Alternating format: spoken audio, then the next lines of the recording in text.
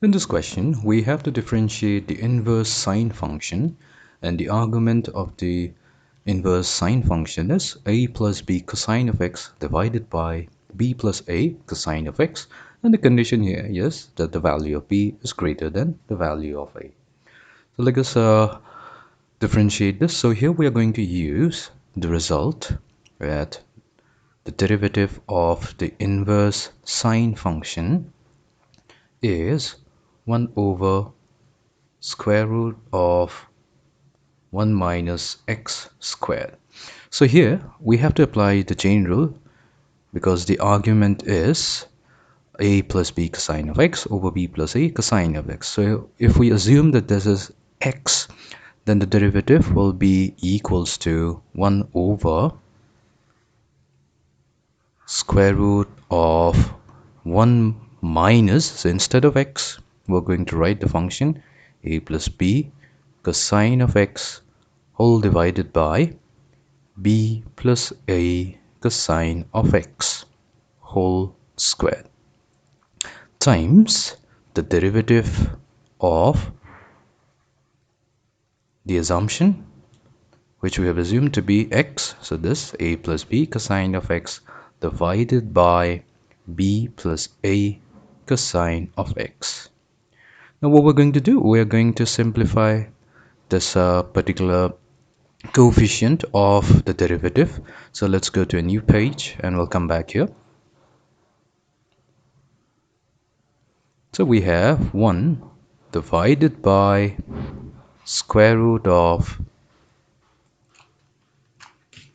1 minus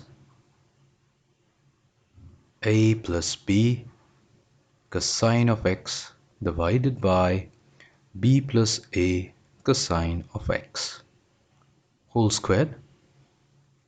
So that will be equals to 1 over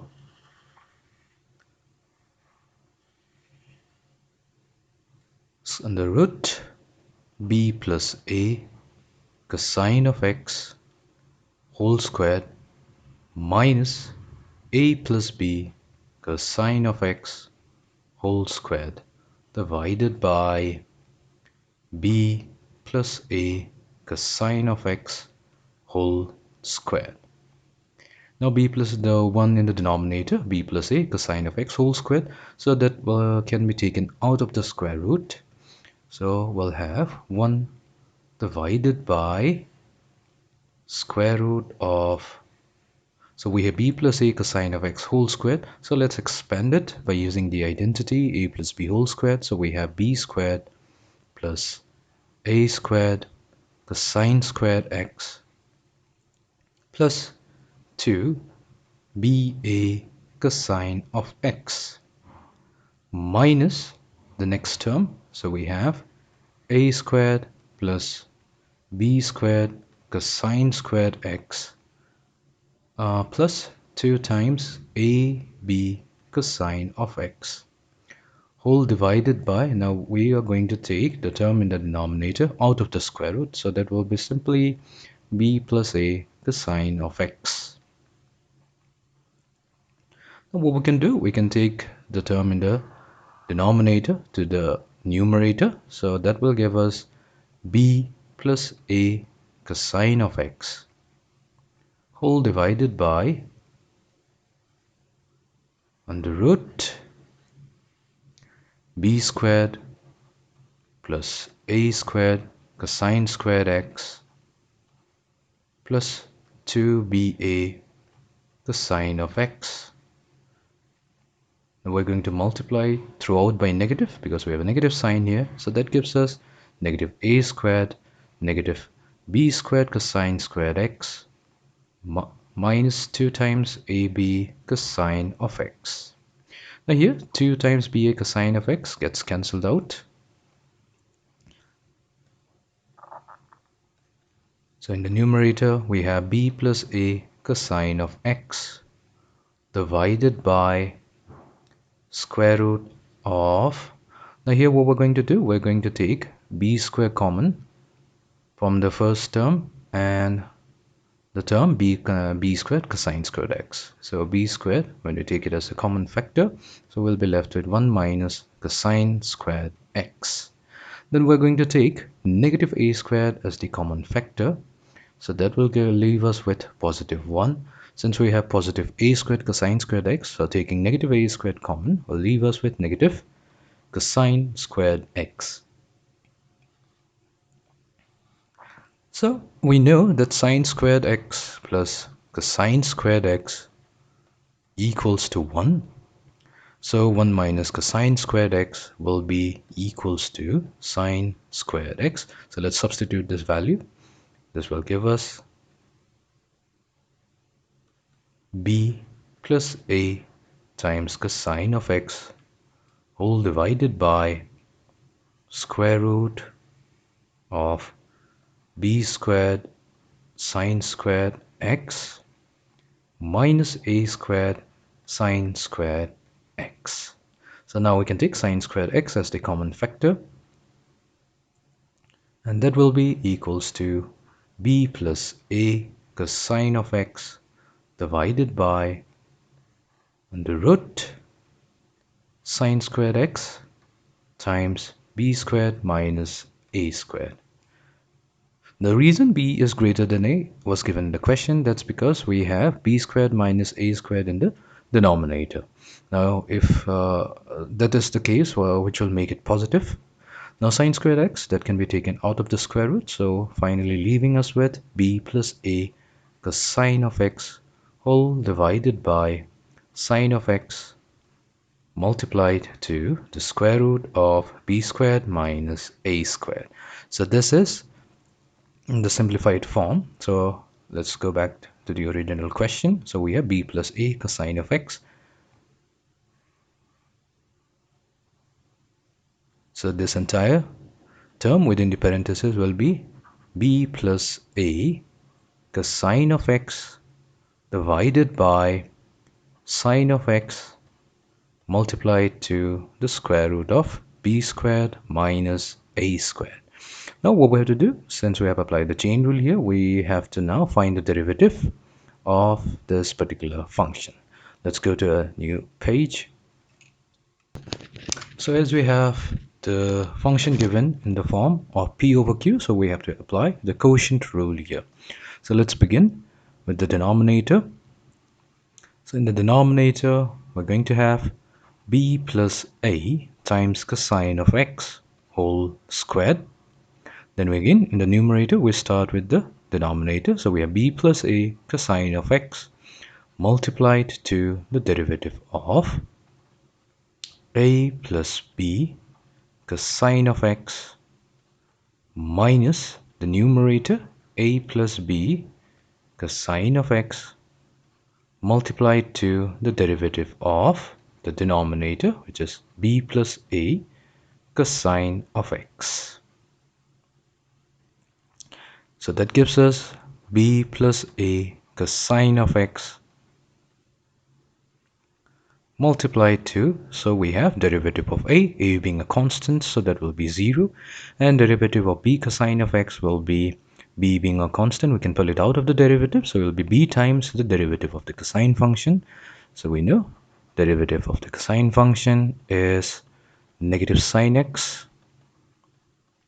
So we have negative b sine x minus a plus b cosine of x times the derivative of b, which is 0, b being a constant, and derivative of a cosine of x will be negative a sine x whole divided by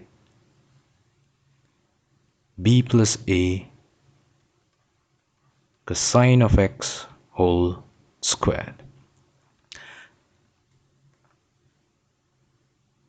So now we can do what we can do in the second term. So we have negative multiplied to a negative, so they get multiplied to make it a positive. So we can make this a positive.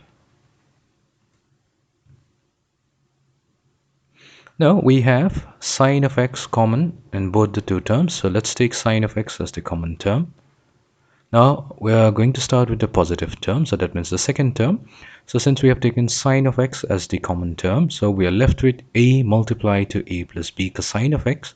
So a times a will be a squared plus a times b cosine of x will be ab cosine of x minus, now we come to the first term, so we have taken sine of x as the common term, so b times b will be b squared, and negative b times a cosine of x will be negative ba sine cosine of x,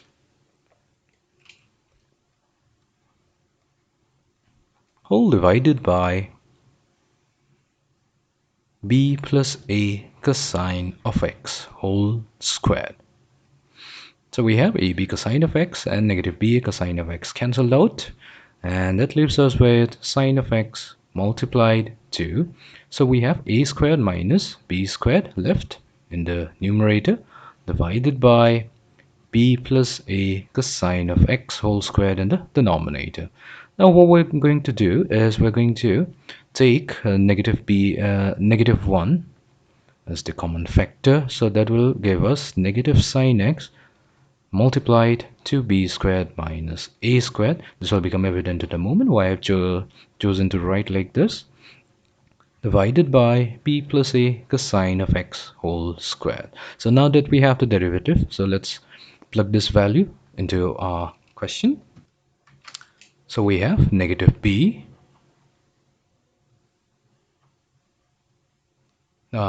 it's negative sine x multiplied to b squared minus a squared divided by b plus a cosine of x whole squared. Let's put it in within parentheses. So here we see we can cancel out the sine x from both the numerator and the denominator. We also have a b plus a cosine of x in the numerator, so one of them cancels out, one term in the denominator. So we'll be left with b plus a cosine of x in the denominator. So that gives us, so we have negative times b squared minus a squared divided by square root of b squared minus a squared times b plus a cosine of x. So what we're going to do, we're going to rationalize this particular term, the square root b squared minus a squared. So that can be done by multiplying both numerator and the denominator by b squared minus a square root of b squared minus a squared. So we know that square root of a positive number multiplied to the square root of a positive number gives us I. So that means square root of b squared minus a squared multiplied to square root of b squared minus a squared, that will become simply b squared minus a squared. So let's remove the square root and raise this one. So now we have b squared minus a squared in the denominator times b plus a cosine of x. So this particular term gets cancelled out, and the final answer will be square root of b squared negative times square root of b squared minus a squared divided by b plus a cosine of x. So this is the derivative of this particular function. Negative square root of b squared minus a squared divided by b plus a cosine of x.